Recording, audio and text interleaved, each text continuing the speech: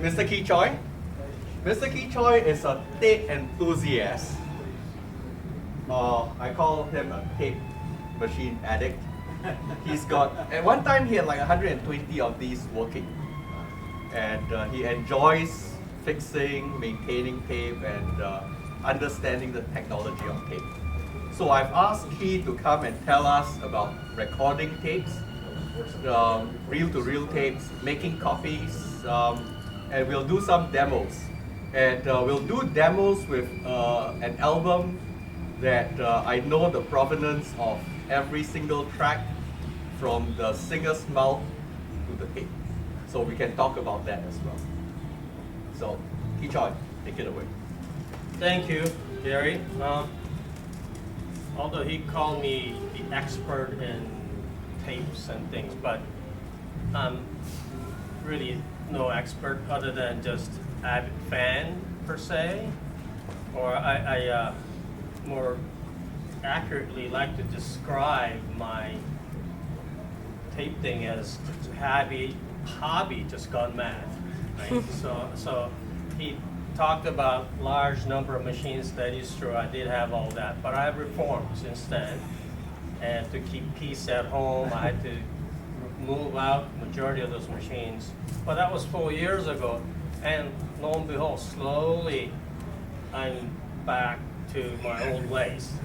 I don't know how well I have reformed, but anyway. So today, I'd just like to talk to you about these tapes and tape machines purely based on my experience.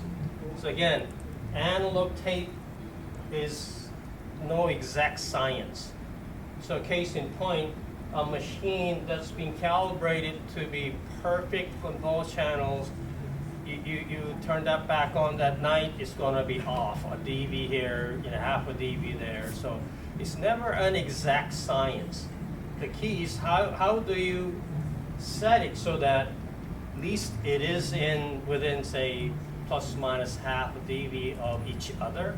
So if they're both off, then it's not so bad, because I would say average person, especially in this room, other than the videographer, probably can tell the difference in the sound. We don't have those fine ears anymore. So those are the good old days when we had nice ears, could hear very wide range of spectrum. But in my case, I was too poor to afford any of that. So now it's got to be a point where I could afford all these toys, but my hearing's going down. That's a fact of nature. There's nothing I can do about it. So I'll start about talking about some machines themselves. We brought these machines because, first of all, they're small, so-called portable, although they weigh about 65 pounds each, much lighter than this one. It's about 250 pounds. So with my back, I can hardly move these. Moving those, impossible. So that's why these machines got selected to be here. And this is a Studer model A810. And I think they are very good model and very widely used. And probably more of these machines out there from Studer than maybe any other model, because they have the same audio electronics as their flagship model A820, but transport control is less refined, I would say, than the big top of the model unit. But response and the way it works, if it's been rebuilt and working properly, it's very difficult to just right off the hand, to tell the difference between the big machine and the small machine, if they're working properly. But 9 out of 10 times these days, a lot of these studio machines that made into audiophiles' home don't work that well unless you had it professionally rebuilt. Someone who really knows about those machines and rebuilt them from ground up. Then I would say it's really in tip-top shape. And those machines are hard to find, especially now. 5, 10 years ago, you could find them very readily. And even then, I was, I guess, the bad reputation was out there, and the studios would call me. It's from Burbank, California. They have 4 of these big machines. They don't know whether they're working or not because they've been storing it for the last 15 years. But if I want it, I can have them for a song. How can you say no? So then I end up getting all 4 and then spending a long time fixing it, repairing it. And good way to compare the sound you get from this machine, even compared to turntable, is that me personally, I like turntable, but not as much as machine because these turntables are too mechanical. I would say 90% all mechanical, or even this Clair or file servers, just almost all 100% electronics. Whereas tape machine, you got happy medium. A lot of mechanical things that's going on, but also it's got a very precision in mechanical assemblies that needs to work properly. So that's why I like these machines. And to me, people ask, is there a sound difference between a small, like Tascam or big Studer, if you have everything is equal? And I say that there is definitely sound difference, because if you can kind of compare to playing your old dual or small techniques or consumer turntable with a fancy cartridge, and then same turntable like this one with the better motors, all better mechanics and better physics actually, with the same tone arm and the same cartridge, there's got to be a difference in sound. It's the same way with the tape recorders. So if you have a very well designed controls in your capstan motor, as well as all the rollers and guides of a proper bearings that is fresh and not dried out, and again the reel motors, and even the reel themselves make a big difference.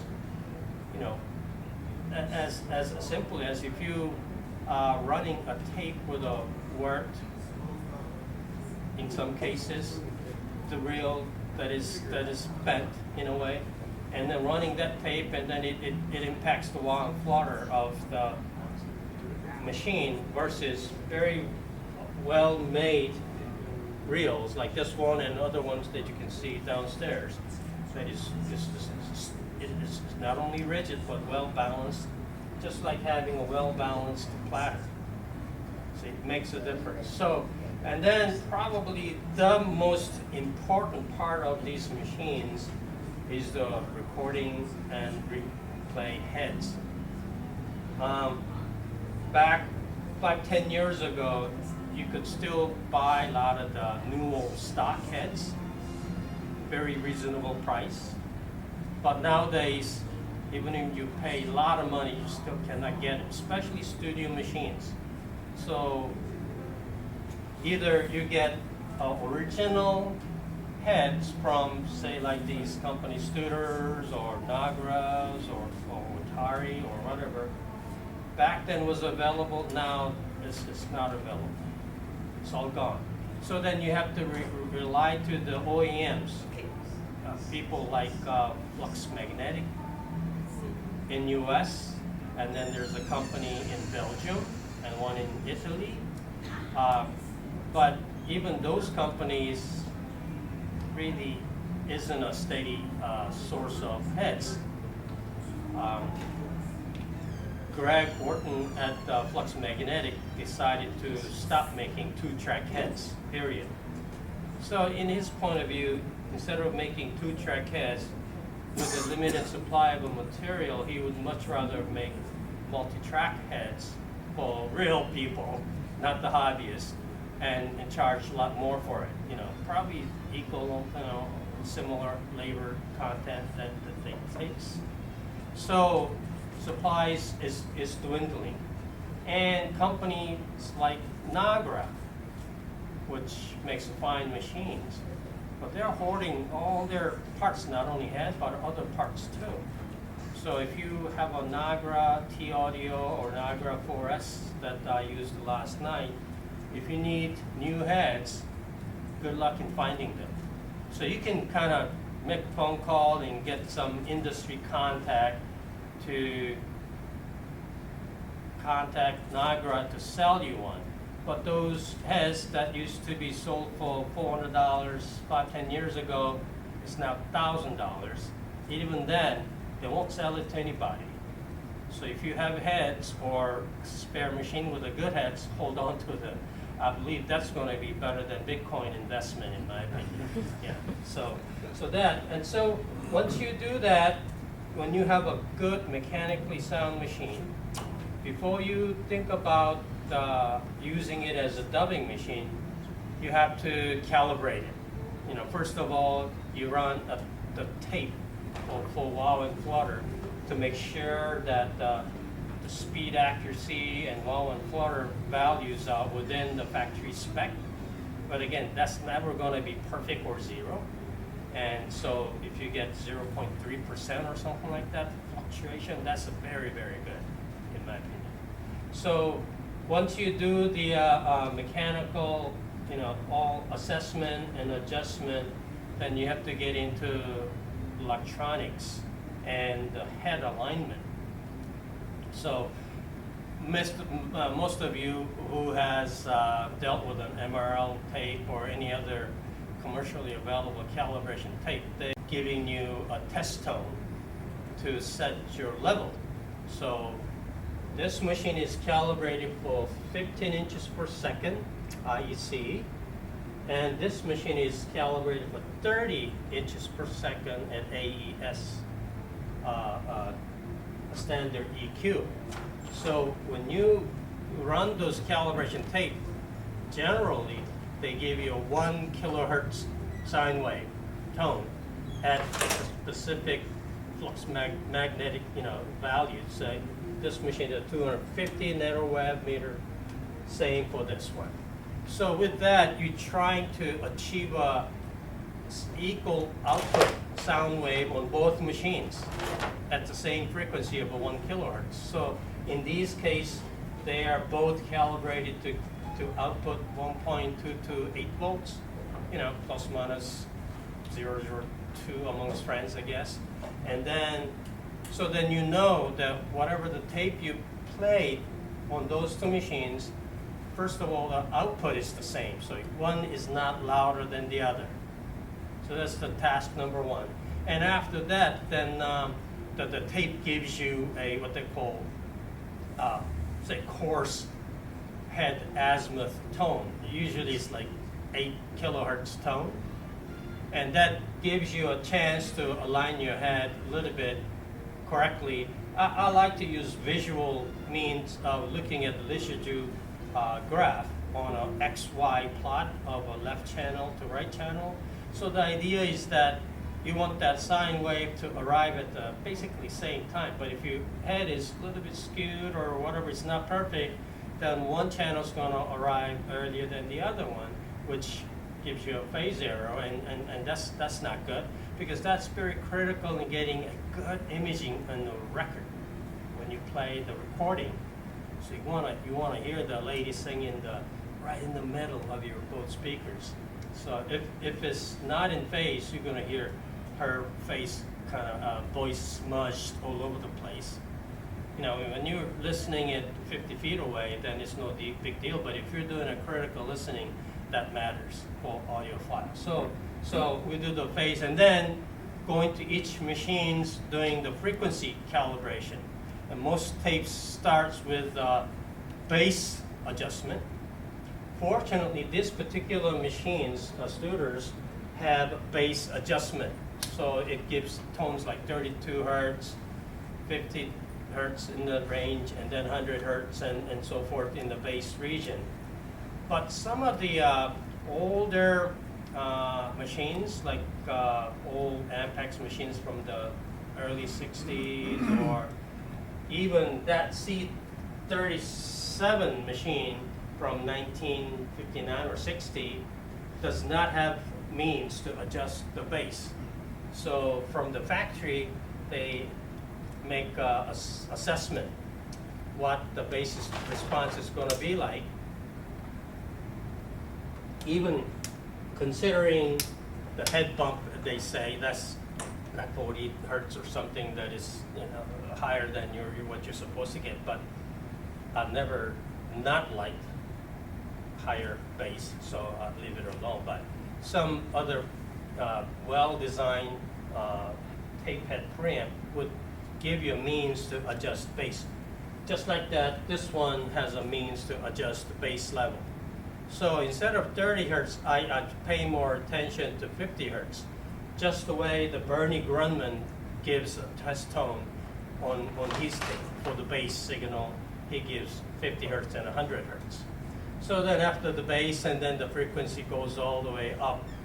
Oh, I forgot to mention, after the 8 kilohertz azimuth, that gives you 16 kilohertz for the fine azimuth. So you can really get it, because 16 kilohertz is really kind of a high frequency, so you really need to get it properly. And once you get dialed in, it's good. But as an analog machine, a week later, if you go and run the tape, you may not get the same azimuth. Or even if you take a one calibration tape to the another, there could be deviation. I'm not going to accuse anybody of any wrongdoings, but that is my experience, and also others' experience as well. So then when you're done with the azimuth, you do the frequency response from low frequency all the way to high frequency. And then the tapes give you same 1 kilohertz tones again at the end of the tape, because during all that adjustment, things could have changed again. After all, it's analog. So then a lot of the times, it is still right on the 1 kilohertz. Then you can say that reproduction is done, and then you have to do it basically the same thing for record calibration, whereas the record head also need to be adjusted for azimuth. Then you also have to adjust the bias to make sure you can saturate the tape high enough but without getting distortion. So there again, it's a happy medium. A lot of these tapes have what they call factory overshoot value. So you use 12 kilohertz tone, and then you lower your bias so that your output meter is almost to the zero, and then you start increasing your bias until you hit the very maximum, and then you need to overshoot the bias, and then the output starts going back down. And how much do you go down? That varies depending on the tape. But the trick that I like to use is 1 kilohertz tone trick, and that is, even if you don't know what kind of tape you have, because in order to do that 12 kilohertz trick, you got to know what tape it is and what overshoot you need to aim at. But 1 kilohertz tone that a lot of the studios use for the fast and dirty, but it's pretty accurate, and that is to hit it with 1 kilohertz tone to record instead of 12 kilohertz, and then you reach the maximum, and then you're supposed to overshoot 0.2 dB over, but who's counting? So I usually get it to the maximum and just a tad over and leave it there. In my experience, do that, and then I also go back and do the 12 kilohertz, the recommended calibration trick by the manufacturer, and I get pretty close. Not exactly, pretty close. So that's the method I use, and that's the method I use to calibrate these two machines. And then it comes the task of receiving the master tape. So, there's all these scandals and controversy, as you all know, with the provenance of this record. But I think it's as serious, or maybe even more serious, of some of these marketed pre-recorded so-called massive dubs. out there because you don't really know. And then also you don't really know what kind of process they go through target or do the copying. So case in point, one company I shall not name uses a pretty good machine, ATR 102s, and then they have one machine that is playing their copy or their working master, and then they have 6 machines supposedly be all calibrated to be equal. And then they run in hundreds of copies. So I asked the person who run that copy, how often do you calibrate? What do you mean calibrate? So you know, that tells you, right? So what kind of effort it goes into making these tapes that you pay hundreds and hundreds of dollars to buy. So you got to be careful. I think that's probably a more serious controversy in my opinion. And then there's some people that don't really start out with an analog tape or even working copy, but use digital files. In my all honesty opinion, if you made a digital copy and then tape from that versus real analog tape running, 9 out of 10 times, unless there's a significant noise difference, I personally probably couldn't tell the difference, but it'll bother me and make me stay up all night, you know, thinking, you know. But anyway, but this tape, Gary can explain to you where the source was, how the recording was made, and then how the recording was remastered in a way by Bernie Grundman in his studio. And then out of his console, he outputted 2 final mix channels after doing his magic. And he actually recorded this tape. So this one is not even a working master. So this, I would like to call it a real master, because if you were cutting LPs, you could use this tape to cut LPs or make CDs from it. This when you digitize it. So this is the old, you know, real. Now, I believe some of the recordings are digital, but I think it's all disclaimed, right? Since your company doesn't start out with them. On this tape, I know the provenance of every single track, because like he said, I bought some of these few $100 copies, and I listened to it and I scratched my head and go, this is not a real reference. And for a loudspeaker designer, I need to know the reference. Otherwise, I do not know whether my crossover is wrong or the source is wrong. You know, like a gentleman came in this morning and told me that piano is too hard. So I looked at his, so what brand is the piano? If you don't know the piano, how can you tell me that my system piano is too hard? So this tape was created as what I call the hyper analog music reference. Every single track, I know the absolute provenance of it. The first track that Ki is going to play on the master and on a copy that Ki made of that master. He calls it a master, I call it a working master, because we paid Bernie for a working master. If we paid Bernie for a master, it would be 3 times the price. But what he did was, we managed to get the session tape of this recording. And this recording is a Sheffield Labs Clair Marlo Let It from Sheffield Labs Clair Marlo Let It Go. If you want to buy the album from Sheffield Labs, it would be about what, $400 for the album. And to buy the Cisco reissue is even more expensive. But guess what? I know Clair Marlo. You know, in the dusty basement, we found the original session tape from Sheffield Labs, and you know it's a session tape because it's got all the tape splices in between, and it's got all the notes from the recording engineer, what he did, and all that on the cover itself. So we know it's a session tape. So we gave that session tape to Bernie. Bernie mastered it to he did 4 copies for you? Yeah. So Bernie mastered it to 4 machines in parallel. Because Bernie's console drives 4 ATR 102s. So that copy is 1 generation away from the recording session of this lady.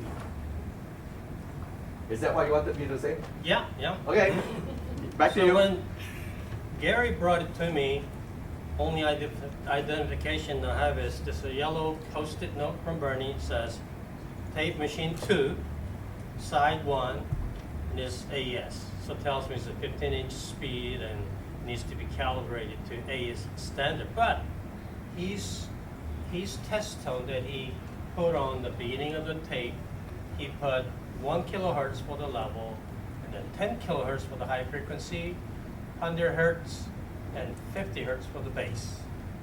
But it's different than, say, MRL or any other tape. So since this tape was recorded for that standard, so that I would recalibrate this machine to hit 0 VU meter or 1.228 volts when it plays 1 kilohertz tone, and do the same thing for 10 kilohertz for the azimuth and also high frequency response to make sure that I get the same output, 100 hertz and 50 hertz. So that's how this machine was recalibrated to match this tape.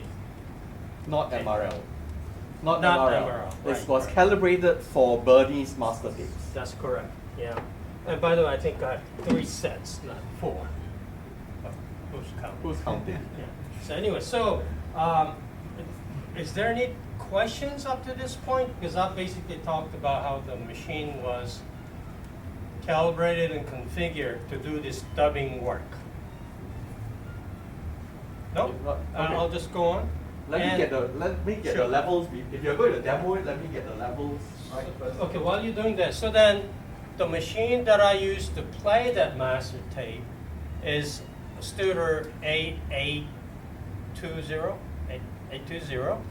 And again, that one, just to be sure, I direct wired the head, the repro head, into, in this case, I was using Manly 2 tape head preamp. Up to this point, I like that one.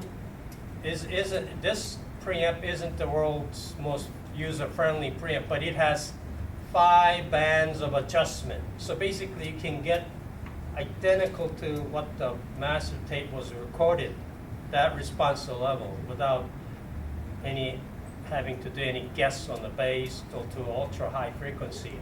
You can dial it perfectly in. So that's what I used to feed the 2 machines. And depending on the mood, it could be another A820 or A80 machines, or even these 2 A810 in this case, so that I can do this show and tell. So that's what the setup was, and I made it. So I would like to play the Bernie's master of the first track of a Clair Marlo track, and then I'll play the same track on a dubbed tape. Now, I'm not doing anything fancy because I'm using all factory electronics. So can it be better by outputting it to an external preamp? Maybe so, but for this show and tell, we're not going to worry about that. So let's play input 5 first. Input 5 first. Okay, we got input 5. Okay, so here we go. Don't fail me now.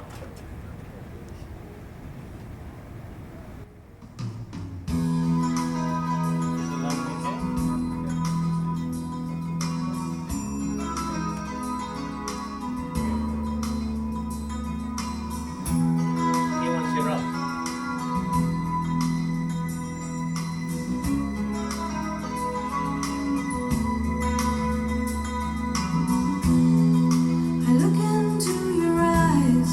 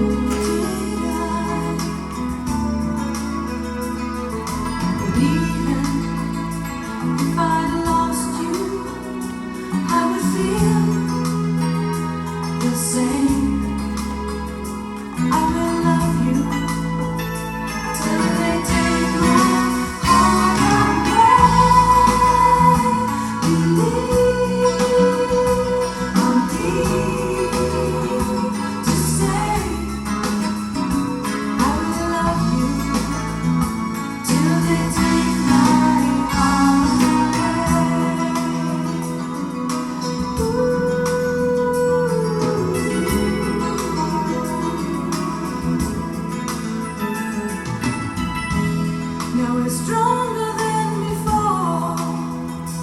We've made it through.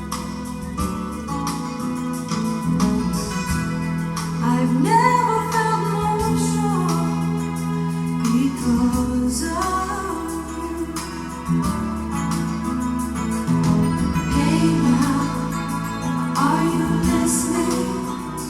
Can you hear me say, I will love you till they take my heart away.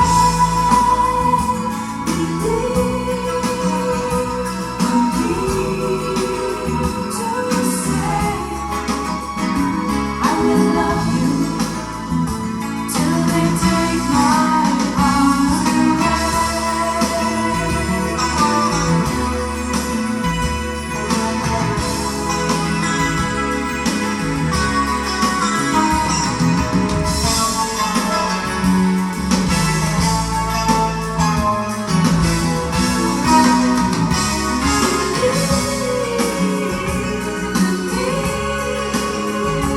I'm here to say,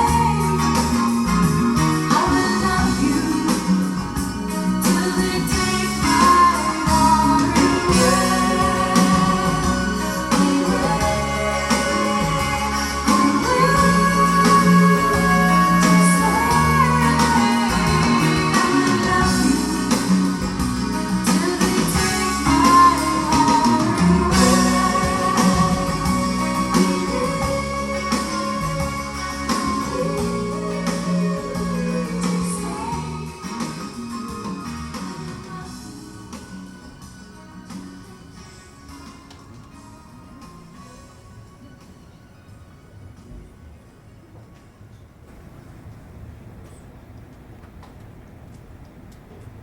So this time I'll play the taped dub.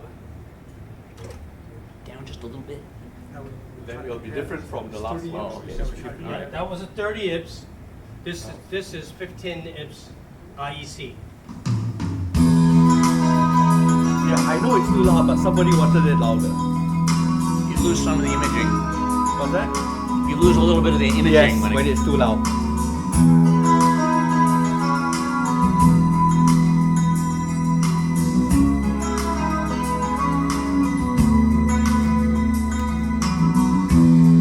I look into your eyes, so far away.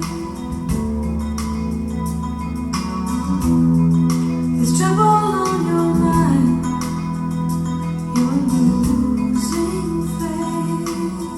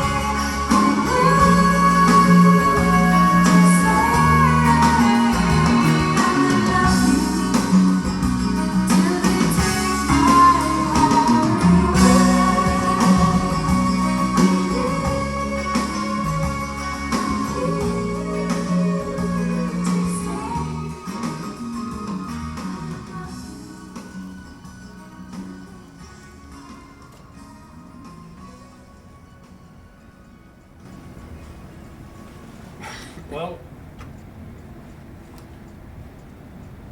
what is your take on that? Less bass on the 30 ips, which is typical, and but greater transparency and depth. You feel like you feel her voice in a space on the 30 Okay. ips. So you lose some. Yeah, you got a little more meat on the bones in the 15, you know. But the thing is, it's not acoustical instruments, so Okay. there's that, you know, that's a factor to determine what's really happening. But yeah, for sure. Yeah. Great. Next one, I'll play. I try to fast forward a little bit because the Bernie put a song that wasn't supposed to be there, so Gary didn't pay for it, and it's and Bisson's. So he put I Can See Clearly on there. So I try to advance it fast enough, but let's see how far I get. But that one will not have the. Let's bring the volume down a bit Okay. because it's too loud. Okay, that's fine.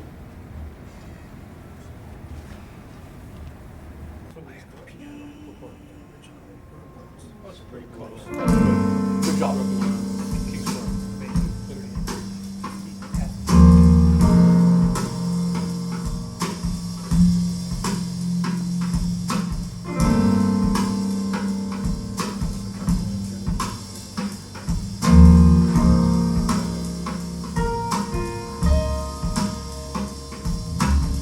See the curtains hanging in the window in the evening on a Friday night.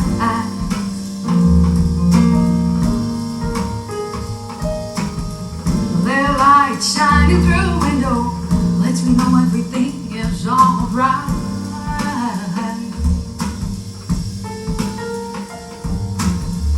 Summer breeze makes me feel fine, blowing through the jasmine in my mind.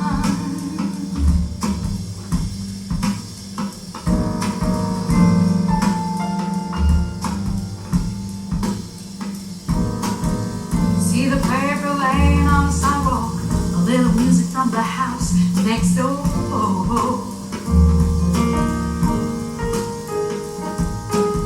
So I come out to the doorstep, through the screen and across the floor. Oh, oh.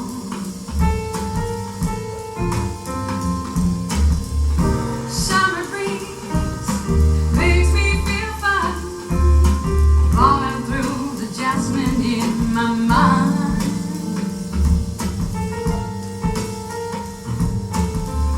Summer breeze makes me feel fine, blowing through the jasmine in my mind.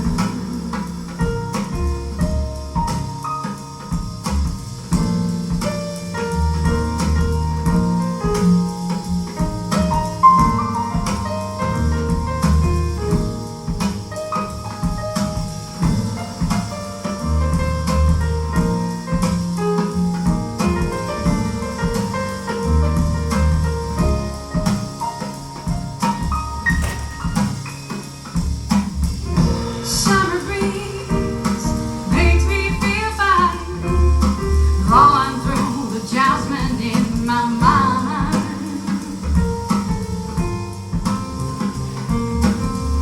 Summer breeze makes me feel fine, blowing through the jasmine in my mind.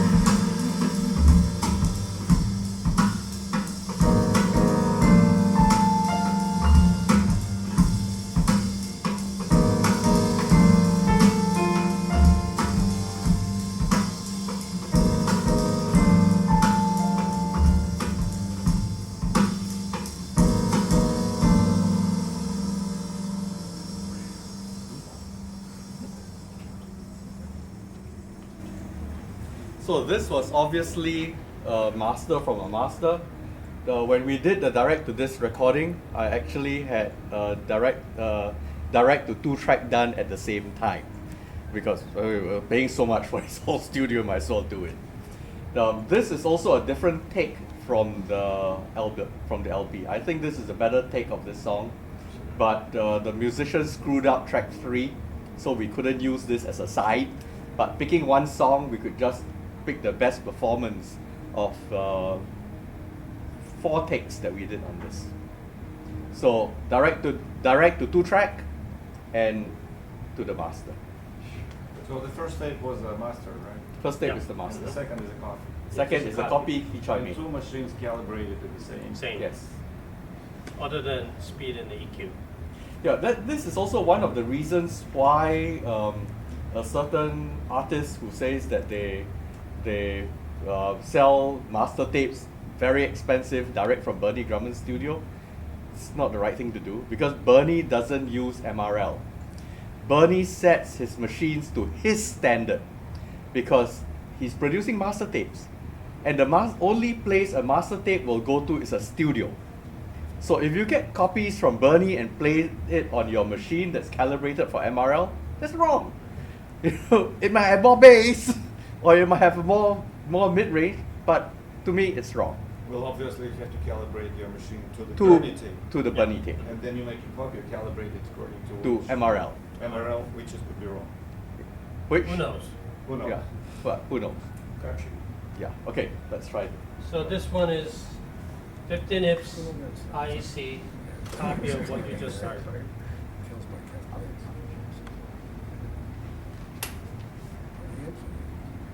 Same Oh. level? I forgot to switch.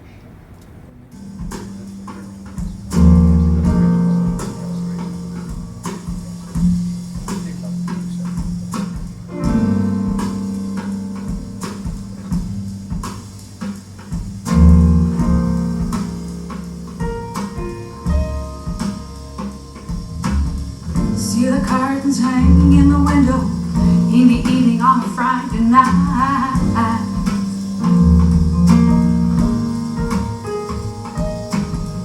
Little light shining through the window lets me know everything is alright.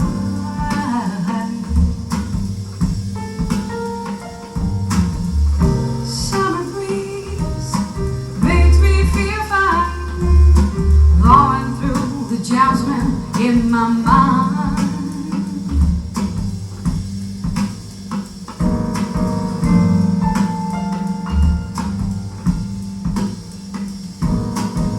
See the paper laying on the sidewalk, a little music from the house next door.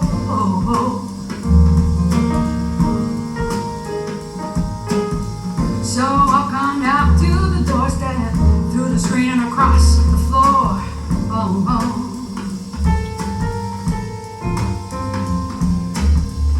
Summer breeze makes me feel fine, falling through the jasmine in my mind.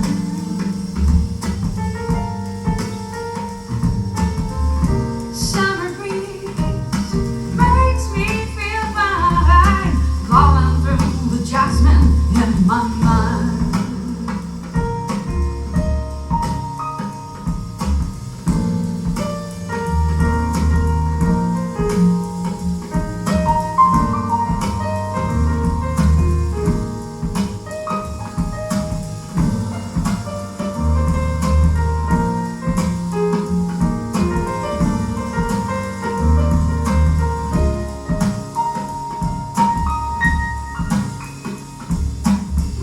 Summer breeze makes me feel fine, blowing through the jasmine in my mind.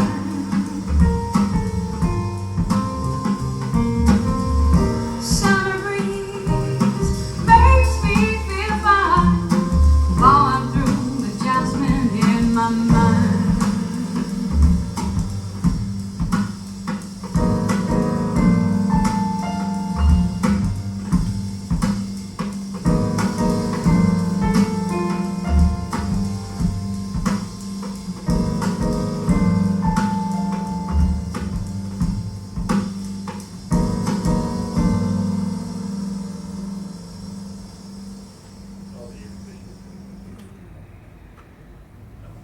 Thank you. Any other questions?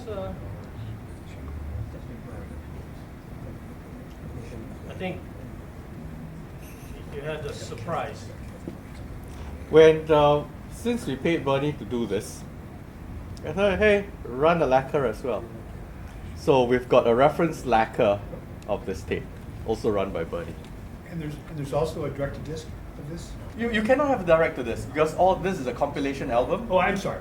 Yeah, that album, that second track was my direct to disc Right. and Bisson, Right. the 4 Seasons in Jazz.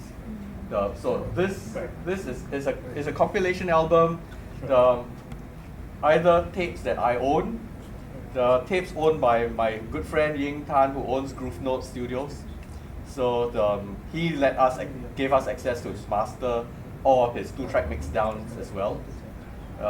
Actually, all of them were 2-track mix downs. We didn't want the master because the master was already one level away, one copy away from the 2-track mix down, and he gave us access to the 2-track mix downs, which nobody else would give you access to. Claire had the 2-track session tape, so we got that from her. I've also got a classical piece from the Ukrainian orchestra. I did this before the Ukrainian war. I didn't know that was going to happen, but it was for a Ukrainian orchestra that came, and the tape was made in 1957, and it was found in the basement of A.B. Fawn after her father passed away, and we've got a master tape. So it was the Gypsy Fantasia on Cisco. It's one of my favorite Cisco albums, so we got a track from that. And we got a track from Patricia Barber, because Patricia Barber was moving labels and she needed to be nice to us, or nice to one of my friends. So I said, hey, I want a master tape from you. So we actually have a master from Patricia Barber as well. I think that's the third track, right? Is that a third track? The Patricia Barber? You're gonna just play the LP next? Oh no, the third track is Vanessa. So let's play the LP. Okay, sure.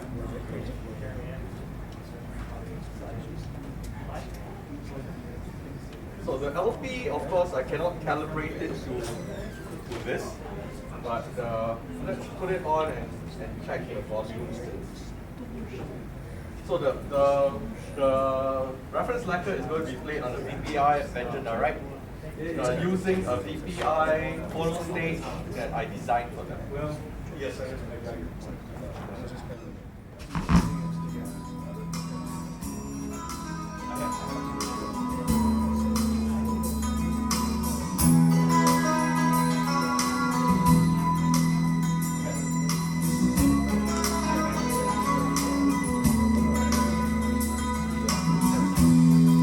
I look into your eyes, so far away.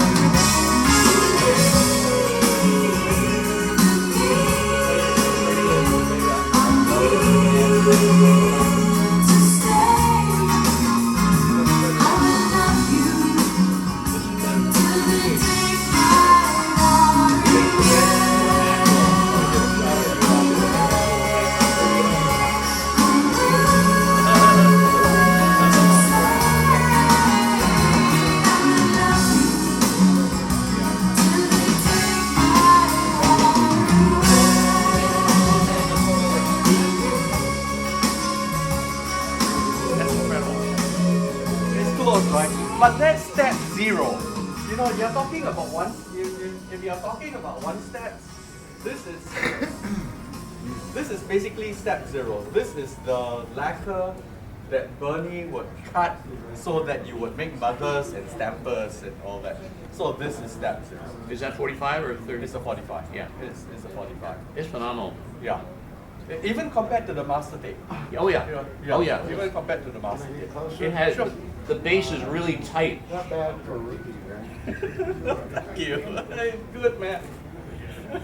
It's only the 30th anniversary. You better buy it. I've changed a lot, but I've changed. Yeah. All right, that's it. Thanks for sitting through all that. Thank you.